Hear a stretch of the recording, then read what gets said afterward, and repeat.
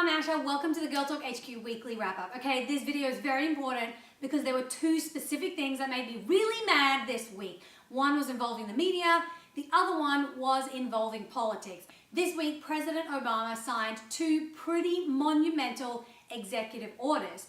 Now, both of these executive orders were basically to help women in the workplace be less discriminated against. The first order he signed was so that federal contractors cannot discriminate between men and women when they do the same job and they have to get paid the same.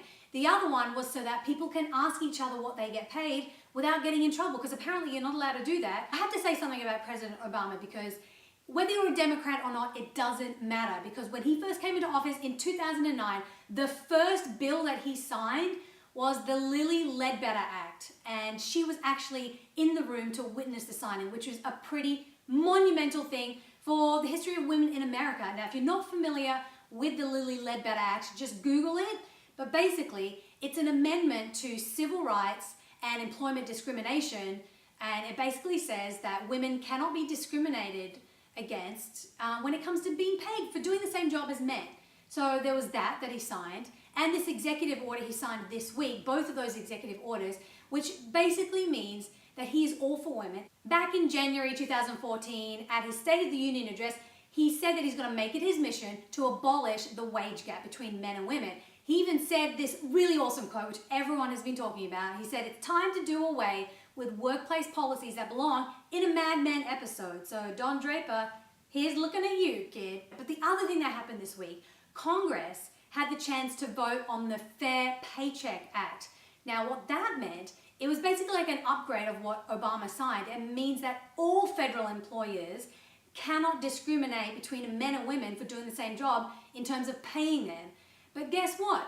This was the third time that it was going to be voted on in Congress, and Senate Republicans shut down the vote. It makes me think that they just don't feel women are important. I don't understand, because women are Republicans too. It just blows my mind that it's more about politics and you're right and I'm wrong and all this kind of stuff, instead of saying, hey, you know what? This is 2014 and we should be treating women as equal. It makes me sad that there's a possibility Republicans shot down this bill because they're angry about healthcare. They're angry about Obamacare, which just really pisses me off, because it's like, hey, aren't we just all human beings, and aren't we all American citizens, and don't we all deserve to be paid the same? So according to statistics from the White House, women get paid 70 cents out of every dollar that men get paid. And in the White House specifically, women get paid about 90 to 95 cents out of every dollar that men make. So Republicans are also saying, hey, you know, this needs to start with the White House. You need to practice what you preach. But that's not a solution either. The fact remains, women still get paid less than men for doing the same job. The White House also says, over the course of a woman's career in America, she will lose out on over $430,000 just from not being paid the same as a man for doing the same job. Imagine what women could do with $430,000 over the course of, 30, 40 years, however long they work for. What's the solution here? Well, I want to urge all you young women out there who are watching this to get involved in your local communities. Find out what issues are important to you and realize that this affects you, this affects your future, this affects your children and your grandchildren. So don't ignore it.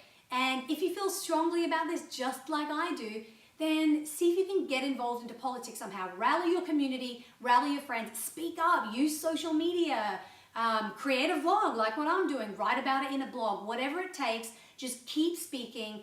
Don't stop making a noise until change happens, because you know what? Women deserve to be paid the same as men for doing the same job. And Congress, I urge you to do better. The second thing that kind of pissed me off this week was the fact that Stephen Colbert was announced to be the replacement for David Letterman. Now, a little bit of a disclaimer. I love Stephen Colbert. In fact, if you go to girltalkhq.com, type in Stephen Colbert in the search bar, you'll see all the videos that we've posted about what an awesome dude he is. He's very pro-women, he's very compassionate, he's funny, he's sensitive, and he's spoken about women on his show many times in a very positive manner. So I really like Stephen Colbert. It's the fact that a woman wasn't chosen, and it's the fact that a woman wasn't even up for the job.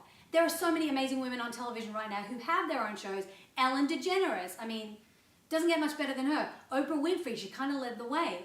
Katie Couric has her own talk show, which is ending. She wants to go back to news, which she's doing on Yahoo. Fair enough, that's her shtick.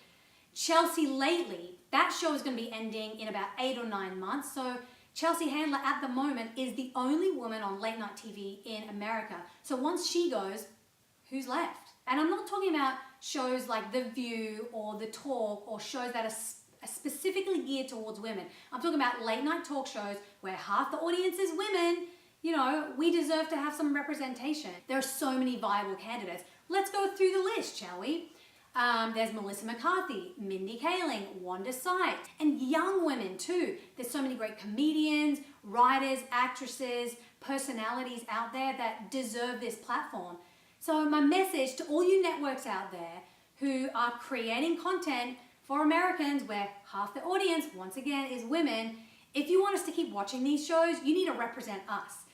If women watch men on TV, don't you think men are going to watch women? Because I'm pretty sure all of Chelsea Handler's audience are not just women. Here are my suggestions for what we as audience members and young women should do to try and get the networks to listen to us. Once again, blog, speak up, use social media, make vlogs like this and tell them what we want to see. We're the audience, we're the consumers, we have the power. We should be the ones dictating what is on media, not them. I also really like what Misrepresentation are doing. They're using a hashtag which says not buying it. So I think we should kind of piggyback off that and use that excuse to say to networks, hey, you know what, not buying it. Now, speaking of media, if you want to check out stuff that's really relevant, awesome for millennial women, and that's inspiring, make sure you go to girltalkhq.com. It's a daily news media website. It's got videos, it's got written stuff, it's got social media, and it's all the positive, inspiring stories that you could possibly need. You don't need to go to 1,000 different websites.